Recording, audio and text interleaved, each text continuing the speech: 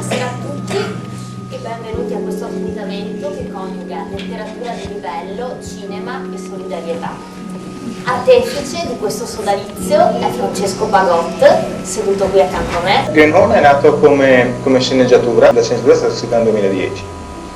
Poi ha vinto diversi premi e di nuovo ha catturato l'attenzione di una casa di produzione che è di questo famoso autore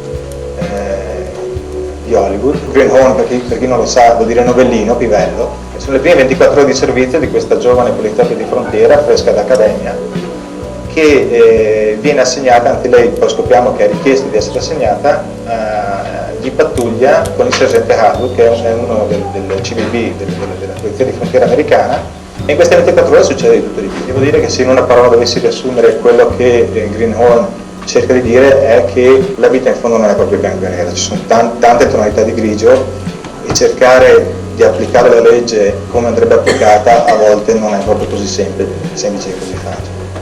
Fondamentalmente un messaggio di tolleranza. C'è una bellissima frase di Flaiano, che dice, uno dei miei scrittori preferiti, che dice oggi non ho scritto niente di interessante perché non ho sofferto abbastanza. Non necessariamente bisogna soffrire per scrivere, no? Preferisco avere una vita tranquilla e serena, però a volte vedere gente che viene ammazzata davanti a te, vedere amici che perdi davanti a te, ti svegli il mattino e dici sono vivo, sono contento, no? Io sono stato fortunatissimo, io sono una famiglia, infatti essere in una libreria mi sembra di essere a casa, dove i libri si impilavano, se si dice così in italiano, dal pavimento al soffitto continuamente. In casa mia c'è una regola: a tavola non si guardava mai la televisione, ma non si parlava mai né di politica, né di lavoro, né di religione. Io mi ricordo che mio padre stava mangiando il minestrone, me lo ricorderò finché vivo, e c'era questa persona seduta sempre a capo tavola come tutti gli ospiti, che mangiava e disperatamente voleva dire qualcosa di politico, ma sapeva che c'era questa regola in casa. E a un certo punto sbatté giù il cucchiaio e mio padre, che è sempre stato di politica molto moderato, gli fa: ma Bruno, che è il nome di mio padre, ma scusa, ma iscriviti al partito anche tu, partito comunista, qui e là e su. Mio padre, ancora quel cucchiaio in mezz'aria, lo guardò e gli disse: io vorrei anche diventare comunista, è che non me lo posso permettere.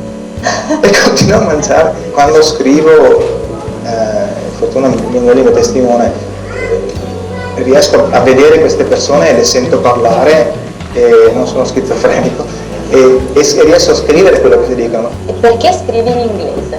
Questa è una particolarità un po'... Perché il mio arabo è tremendo. Se facciamo finta che Enrico deve chiedere a Francesco andiamo al cinema, il pessimo sceneggiatore cosa fa? Dice: Enrico, adesso chiedi a Francesco, prendo tutti i insieme, li vedete che razze disgraziati sono, che Francesco ti andrebbe di andare fuori al cinema stasera? Di esattamente così. Ti andrebbe di andare fuori al cinema stasera? E a Francesco, come pessimo sceneggiatore, gli faccio rispondere: sì, perché no, mi piacerebbe, sono libero. Sì, perché non mi piacerebbe, sono libero. Notate subito una cosa, che i ragazzi non parlano così, cioè non esiste, ok? Però come chiederesti? Cinema? Ok.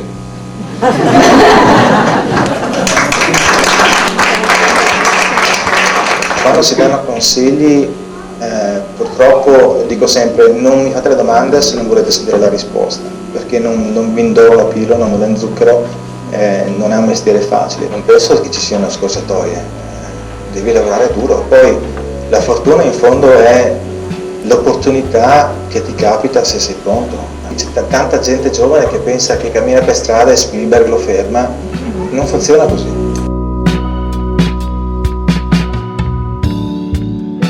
Il MER fa un lavoro fantastico, è un ospedale dove i bambini meritano tutto l'aiuto che possono avere. Se conoscete qualcuno che ha dei bambini di qualsiasi età con dei problemi, fate una telefonata al MER, perché vi assicuro che ho mandato un sacco di gente e effettivamente riescono ad aiutare. Io vi saluto ancora, vi ringrazio veramente perché siamo commossi da questa presenza così numerosa. Grazie. E Buona serata a tutti, grazie ancora e alla prossima. Grazie.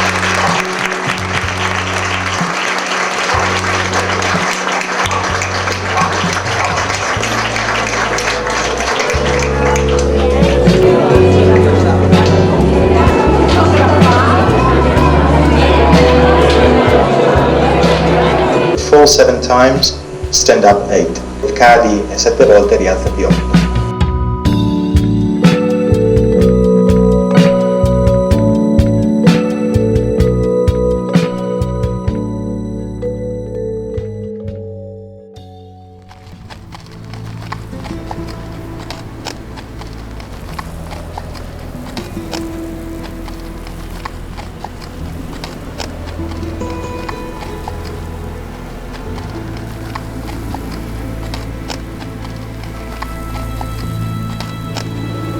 This is Border Officer Horn.